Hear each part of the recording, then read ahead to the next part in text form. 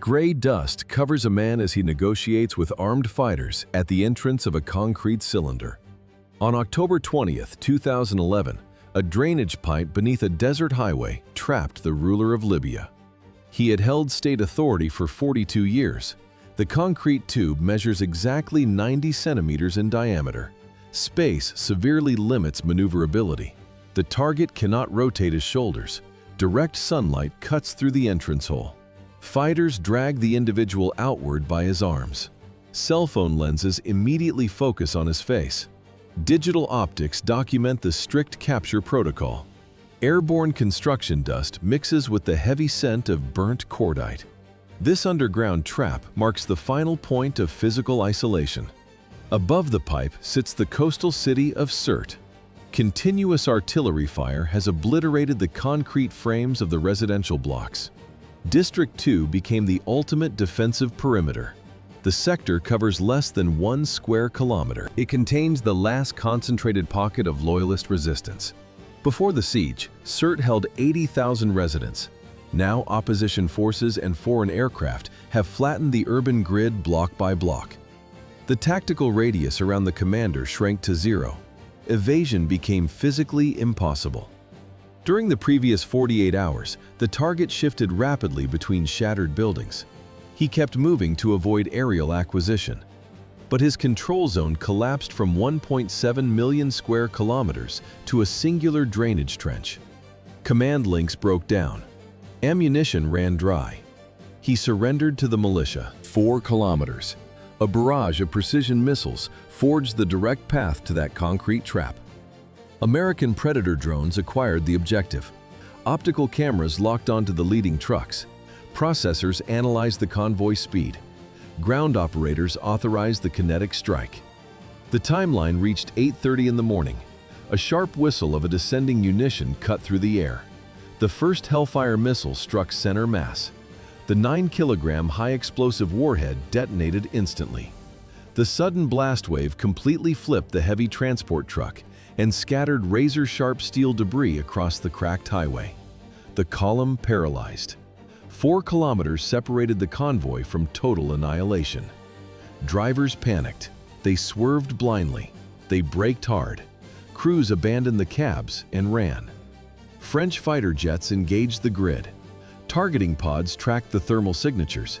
The unit disintegrated 4 kilometers west of Sirte. Aviation executed multiple combat passes over the highway.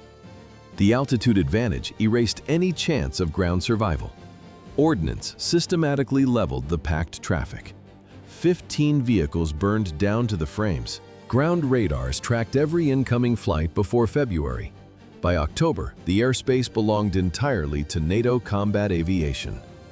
Unhindered drone strikes resulted from a complete air defense paralysis.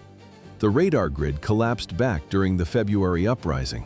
Operators abandoned their stations. Missile batteries lost auxiliary power. Tracking nodes went dark. Loss of airspace doomed all ground maneuvers. Convoys turned into stationary targets.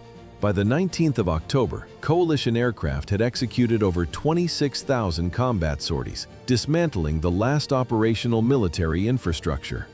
The defensive perimeter degraded rapidly. Controlled zones shrank from entire regions to a few isolated urban blocks. Officers fled. The command group relocated to a concrete basement. Signal intercepts confirmed their presence. Lacking military transmitters, the isolated leadership switched to civilian broadcasting channels. The shelter transmitted its final audio recordings. How do you invisibly extract 50 loaded vehicles from a fire-swept grid? The equation had no solution. Acknowledging the missing air shield, the command staff calculated extraction routes out of District 2 on October 19th. Intelligence demanded an immediate exit. The perimeter shrank. Hostile radio intercepts flooded the receivers. Static mixed with coordinate adjustments. Commanders needed to move hundreds of personnel. The math failed. Between 40 to 50 vehicles required fuel, space, and precise synchronization. Stealth became impossible. The motorcade occupied too much physical space. Pickup trucks with welded heavy-caliber weaponry anchored the formation. These platforms provided ground suppression, but they guaranteed maximum thermal visibility. The convoy massed in the courtyard. Time ran out. Departure sequences began. Men stripped the shelter. Guards carried crates outside. They loaded the final belts of ammunition into the trunks. Mansur Dow mapped the escape vector for these 50 heavily loaded vehicles. The security chief plotted this breakthrough as if coordinating an armored division. In reality, his strike force was just a handful of battered SUVs. Dow leaned over the map. He traced a route south. The target was the town of Jarif. The chain of command had collapsed. Muhtassim Gaddafi, the national security advisor, waited by the convoy. Officers assigned the last surviving fighters to specific pickup trucks, packing every available seat with armed loyalists. Outside the compound, the low hum of idling engines vibrated through the concrete walls. Jarif sat 30 kilometers away. 30 kilometers of hostile urban ruins leading straight into the open desert. The contrast was severe. Months ago, these supreme security commanders controlled nationwide radar grids and fully equipped tank battalions.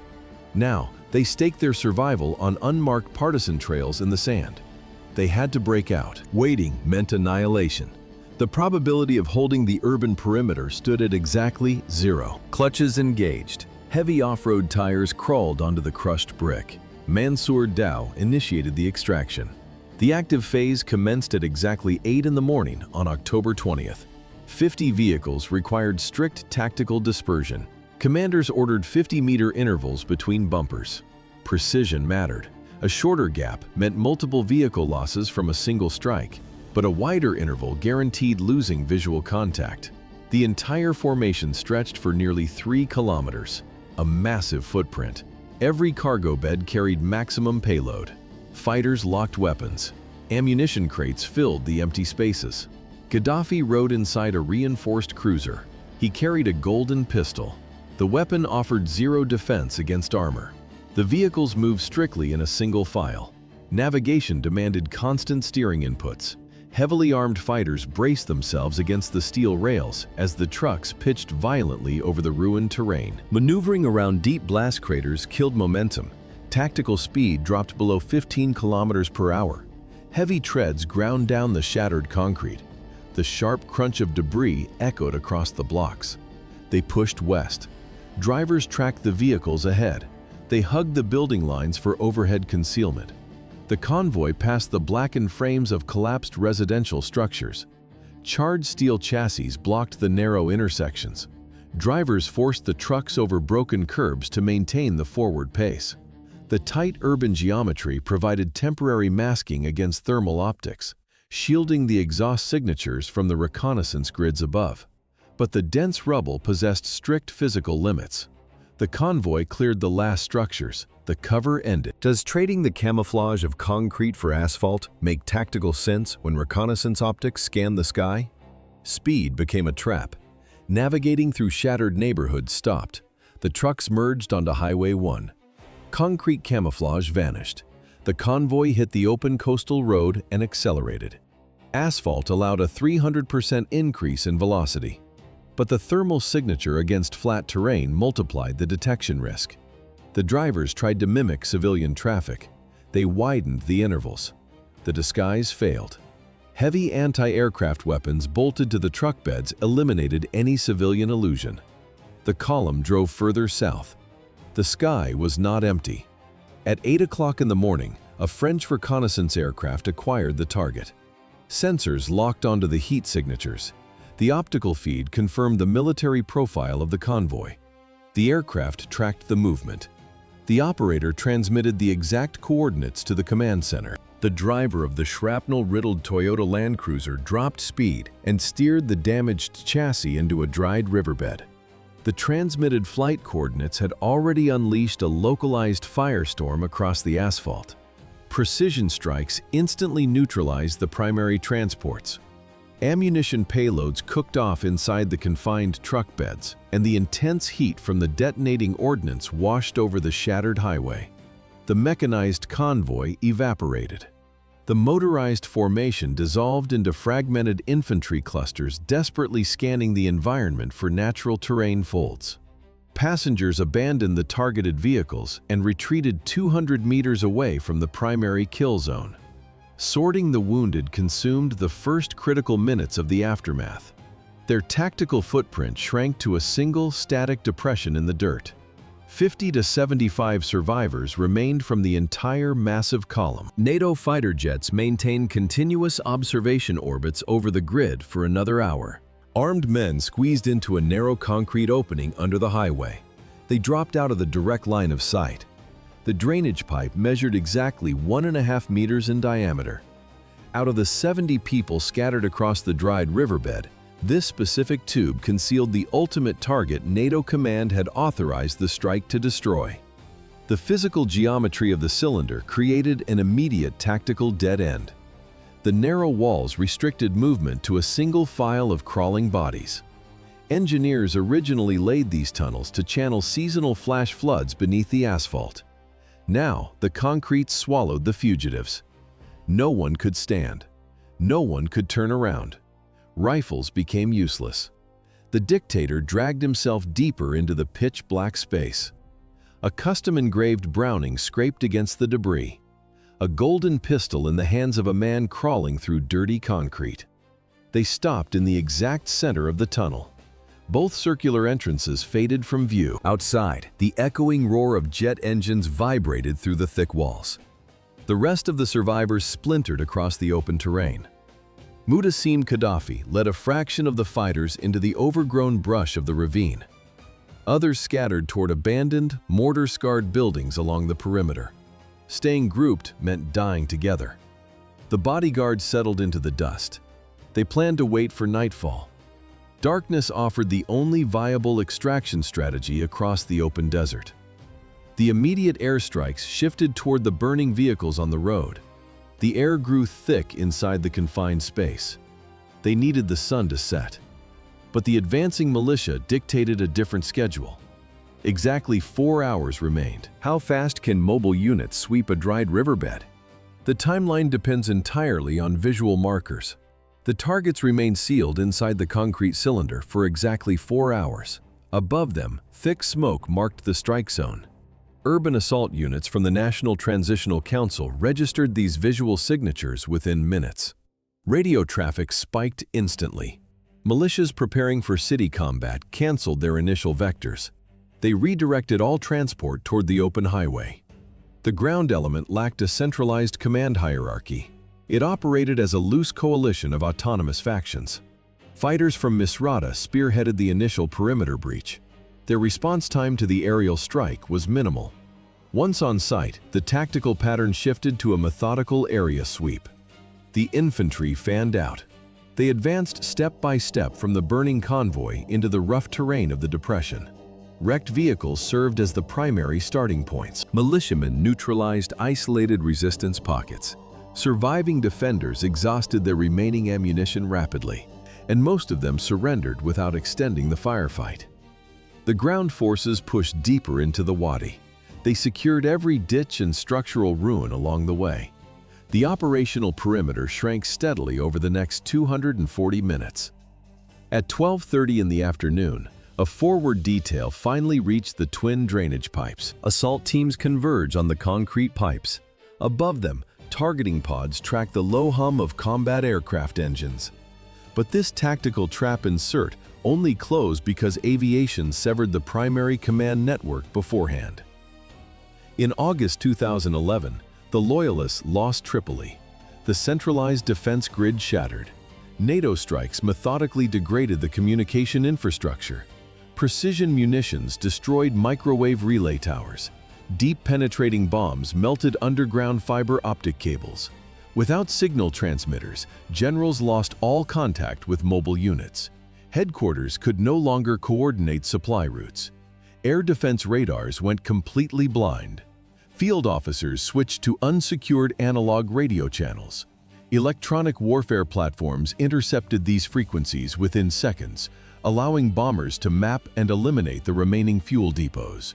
The logistics chain died. Without daily ammunition deliveries, frontline resistance halted. Checkpoints dissolved overnight. Troops abandoned heavy hardware.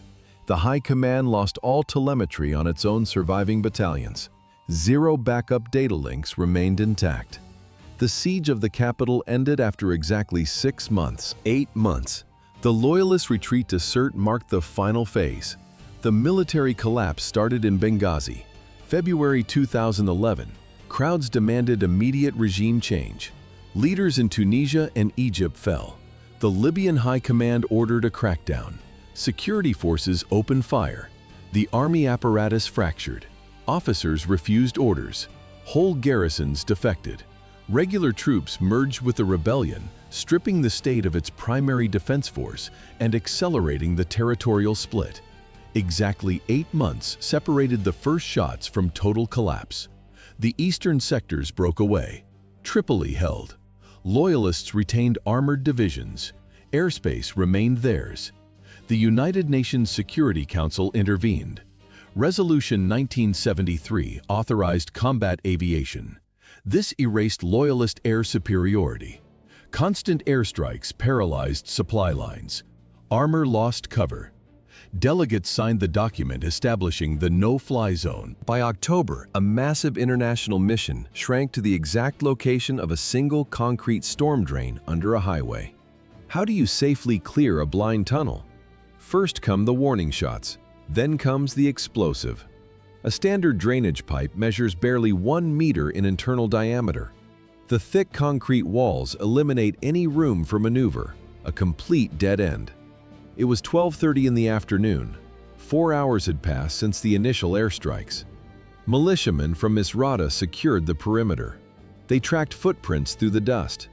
The exact method of discovery lost relevance. They stood before the entrance. The fighters assessed the dark opening. Going inside meant certain casualties. They fired bullets into the gloom. Nothing moved. A fighter pulled the pin. He rolled a fragmentation grenade into the gap. The detonation delivered a crushing acoustic shock. The confined space multiplied the blast wave, violently expelling pulverized concrete out of the tight entrance. Dust swallowed the daylight. Voices called from the dark. A bloodied Muammar Gaddafi stumbled out of the concrete drainage pipe, directly into the aim of raised assault rifles. At 12:30 in the afternoon, figures finally emerged from the thick dust cloud, and multiple cameras began their continuous digital tracking. For 42 years of rule, state television had consistently distributed a heavily retouched, sterile visual profile. Now, the high-value target demonstrated severe physiological depletion.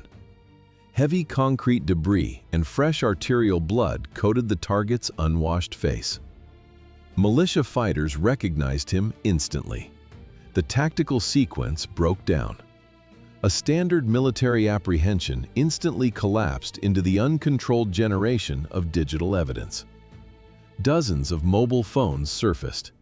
The sharp glare from dozens of dirty digital screens illuminated the disorganized extraction sequence, capturing every single physical strike. Unidentified hands dragged the disoriented target forward, while weapon muzzles tracked his center of mass from a tight, shrinking radius. The target attempted immediate verbal negotiation, seeking justification for the blunt physical trauma. The armed crowd ignored his words. The surrounding group compressed the tactical perimeter, completely abandoning standard secure transport protocols. Dozens of active lenses documented the raw extraction process. The National Transitional Council possessed strict operational protocols for prisoners of war. Regulations demanded immediate isolation. But on this dirt road, an armed mob dismantled the legal framework. Cameras recorded everything. Tactical command completely evaporated over the next 30 to 60 minutes. Field officers lacked secure radio transmitters. Without proper communication gear, commanders failed to summon extraction vehicles and could not separate the captives from the converging forces. Militiamen dragged Mansour Dow and Mutassim Gaddafi from the concrete debris. The crowd density spiked. Fighters pinned the bleeding primary target onto the hood of a pickup truck. Adrenaline neutralized discipline. Vengeance blocked orders. Legal detention procedures disintegrated. Proper military extraction required an intact security perimeter. That perimeter vanished. Dozens of active screens captured the total collapse of command hierarchy. No officer enforced the regulations. The unmanageable operational chaos consumed exactly 60 minutes. Erratic automatic gunfire rapidly hammered the thin metal beds of the unarmored pickup trucks. Where do you evacuate a high-value target when all secure communication corridors have completely collapsed? The only viable destination remained the Central Command headquarters located in Misrata. Commanders attempted to restore operational protocol by loading Mansour Dao, Mu'tasim Gaddafi, and the remaining captives into this unprotected convoy. The evacuation logistics lacked any established perimeter defense or advance route reconnaissance. Moving the prisoners safely required a sterile transit corridor, but the drivers simply accelerated directly into an active kinetic zone. No formal orders dictated the exact departure sequence, leaving the entire column exposed to converging hostile elements. The shooter's exact motives meant nothing against the overwhelming volume of incoming lead stripping the vehicle frames. Multiple projectiles shattered the windshields and pierced the engine blocks within the first few kilometers of the planned trajectory. Disorganized crossfire completely trapped the vulnerable column on the open dirt road. Mobility ceased entirely. The heavily riddled transport vehicles finally ground to a complete halt. One bullet wound to the head. The death of Muammar Gaddafi in the convoy dust contradicted later ballistics. Mu'tasim died. Mansour Dao survived.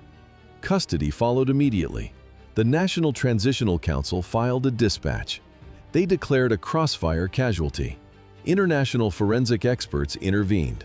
The autopsy began. Road dust coated the remains. The sharp smell of formalin cut through. Examiners focused on the cranium. They mapped the wound channel. The margins showed distinct powder burns. Stippling tattooed the dermal tissue. This marker dictates extreme proximity. The muzzle fired from under 60 centimeters away. Accidents were impossible. The official report documented a random combat strike. The tissue damage confirmed a point-blank discharge. The primary projectile penetrated the left frontal lobe and carved a straight exit path through the right temple. Before forensic specialists could finalize their ballistic trajectory reports, local militias integrated the recovered bodies into a makeshift logistical operation inside a Misrata shopping center.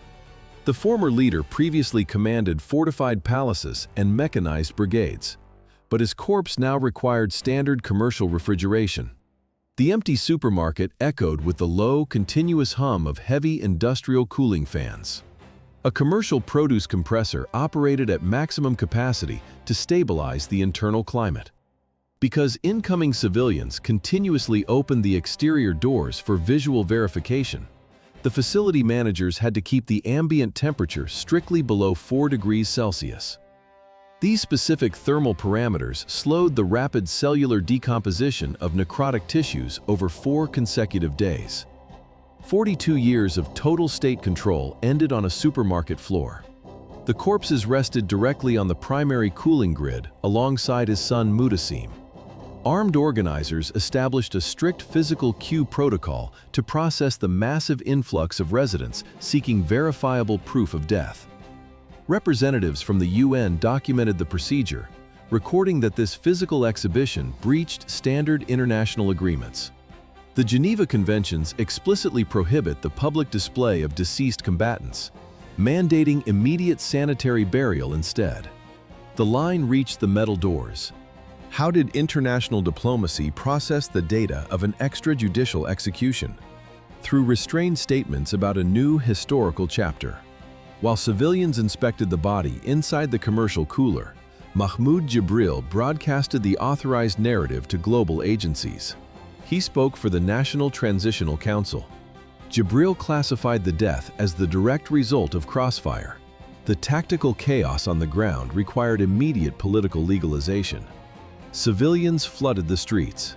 Fighters emptied rifle magazines into the air. The country celebrated. Washington processed the operation hours later. Barack Obama confirmed the elimination. He designated the event as a new chapter for the nation. European leaders issued perfectly synchronized responses.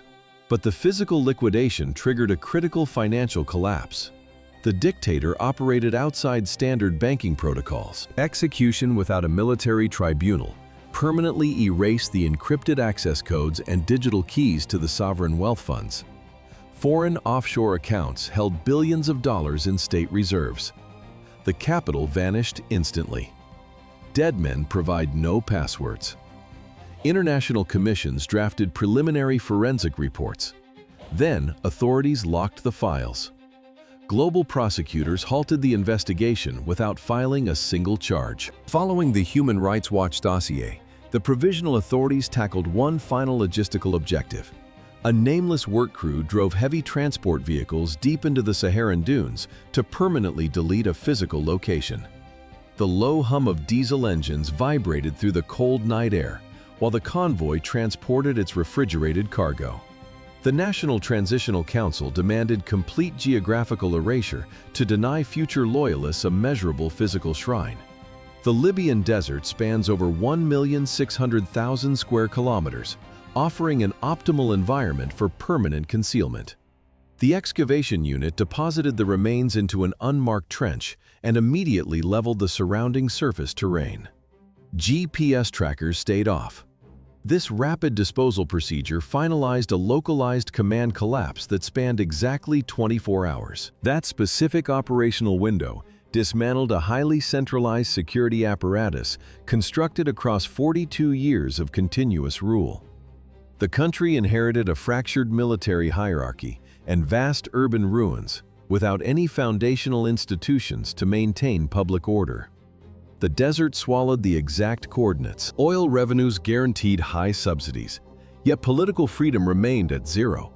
The power apparatus looked monolithic, but it contained a fatal design flaw. Muammar Gaddafi engineered a regime without safety valves. Institutions vanished. The dictator pitted tribes against each other.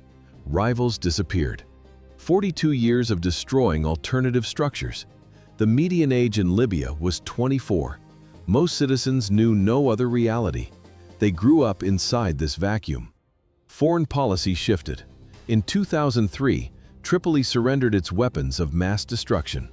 Gaddafi traded nuclear blueprints for Western deals.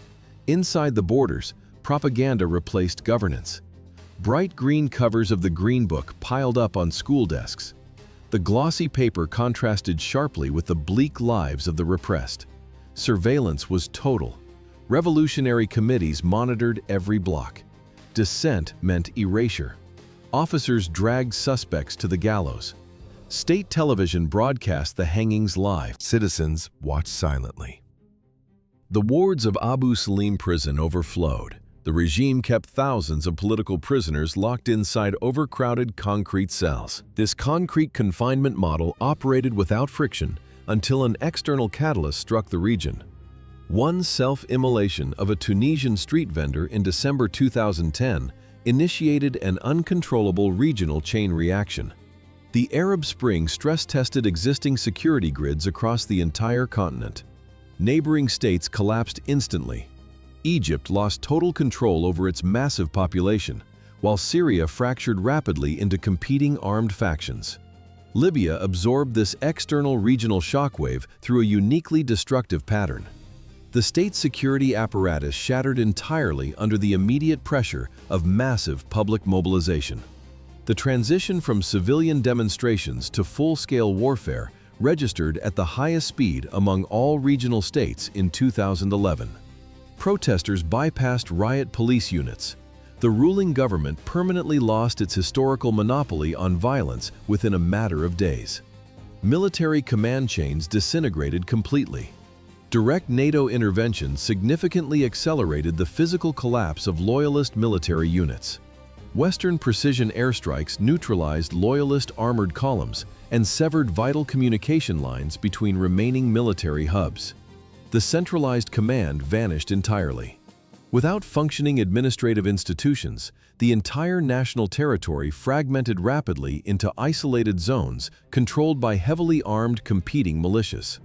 It became a base for terrorists. How did a hardened security apparatus collapse in just 8 months? The primary tool failed. Fear stopped. Jump to October 2011. Phone screens illuminate a concrete drainage pipe. Militiamen drag a bloodied leader onto the dirt shoulder. His stare is completely disoriented. He dies. Yet in February 2011, control remained intact. State intelligence agencies had paralyzed citizens for decades. Between February and October, they simply shut down. Informants abandoned the streets. Elite military units refused to fight. The population stopped fearing death. The reaction was immediate. Loyalists fled. The dreaded Internal Security Agency dissolved within weeks. Officers deserted. Garrisons left their weapons behind. Command chains broke down. For 42 years, state television engineered an aura of invincibility. It vanished.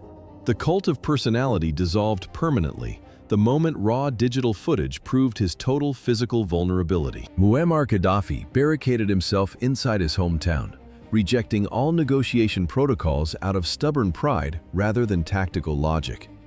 The final active node of the broken defense apparatus became Sirte, where the surviving loyalist armor retreated by mid-October. Sirte possessed immense tactical value. Military engineers had previously designed the urban center as a strategic fortified zone optimized for circular defense. But NTC forces clamped the outer perimeter, initiating a strict logistical blockade that eliminated any remaining operational gaps. Ground infantry units methodically severed the access highways, while NATO combat jets locked down the upper airspace. Strike aircraft executed hundreds of continuous sorties, dropping laser-guided munitions to dismantle the heavy artillery positions block by block. The constant roar of high-explosive detonations shattered the concrete infrastructure and paralyzed the remaining defensive sectors. Inside the pocket, survival collapsed. Supply trucks stopped arriving, forcing field hospitals to exhaust their limited medical provisions within days. Surgeons amputated shattered limbs without basic anesthetics, while the defense perimeter steadily contracted inward under overwhelming firepower. 42 years of total state control narrowed down to 2 square kilometers of smoking ruins.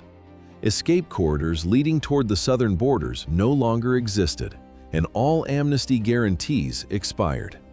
His loyal inner circle evaporated. 75 vehicles formed the convoy. They broke cover. They drove straight into the open daylight. Target sensors locked immediately. By the morning of October 19, 2011, the collapsing perimeter dictated one final tactical maneuver. The remaining guard planned a motorized breakout. Deploying a heavy column under the sun violated basic military survival protocols. Total enemy air superiority guaranteed detection. The convoy finally rolled out early on October 20, 2011. NATO aviation tracked the grid. French fighter jets released laser-guided munitions. Missiles hit the lead vehicles. Armor shattered. Engines burned. The column halted. Survivors scattered into the brush. The command structure disintegrated. The target fled into a storm drain under the highway. 2 concrete pipes, 1 meter in diameter, complete darkness. The tight geometry of the concrete cylinder forced him to crawl. A stark contrast to 4 decades of sprawling marble palaces. Footsteps echoed directly above the concrete. Gravel crunched. Militia patrols surrounded the exit. Fighters dragged him out and executed him in the dirt. Smartphone lenses in rebel hands logged the outcome of that October 20 breakout. Tribunal clerks never got the chance. Why did a trial never happen? Digital transparency stripped the government of controlling its own end. For 4 decades, state television broadcasted an untouchable global leader. Now, shaky, pixelated screens displayed a frightened, bleeding man. Fighters pressed record on standard mobile devices. The low-resolution files bypassed local cell towers and hit global servers within minutes. Upload speeds in 2011 made state censorship physically impossible, allowing the raw footage to spread globally before government loyalists could react. The MP4 files destroyed the myth of invincibility. The state collapsed in real time. The final 24 hours eliminated any legal accountability. United Nations Resolution 1973 initially authorized strict airspace control, allowing NATO warplanes to ground the state air force and halt aerial bombardments. But the intervention mutated. Commanders shifted the focus from civilian defense to active regime overthrow. Ground units lost their communication grids. The security apparatus disintegrated. Without a captured leader, prosecutors lost their primary target. No court heard the testimonies. Investigators recovered zero financial records from the dirt. Bullets replaced the courtroom. The mandate evolved. One shift in the mission status fractured the nation into two. The revolution of 2011 promised a unified republic. Today, the territory remains a fractured combat zone. The execution footage from October 20, 2011 exposed the core deficit. Muammar Gaddafi died in the dirt. He faced no legal tribunal. The absence of a trial revealed a complete institutional void. No legal frameworks existed to manage the transition. Institutions vanished. For 42 years, the dictator avoided building any professional state apparatus, prioritizing loyalists over a functional government. He allowed no independent military command. Control over 6 million citizens relied entirely on one man. Force and fear held the borders together. Interrogation cells erased dissent. Paramilitary guards enforced strict compliance. When the population finally breached that barrier of terror, the entire administrative apparatus collapsed within a matter of hours. The missing tribunal destroyed any chance for national reconciliation. Local brigades seized abandoned armories. Factions divided the oil wealth. The nation shattered into warring territories. One dead dictator, 6 million lost opportunities. The institutional vacuum turned October 20, 2011 into a point of no return for Libya. It was not a transfer of power, it was a structural collapse. The state lacked transition protocols. The regime offered no legal exit. A concrete drainage pipe and a roadside death replaced any chance of a peaceful political transit. Cell phone cameras recorded the execution. Mobile image sensors captured the dirt. The raw footage became a permanent digital record. This visual data verified the termination of a 42-year dictatorship. But it also documented the complete absence of a new administrative body. The territory fractured immediately. No courts remained functional. The central security apparatus disintegrated. The uprising demanded a stable government. Instead, the institutional framework vanished. The ruined nation retained zero legal channels for justice.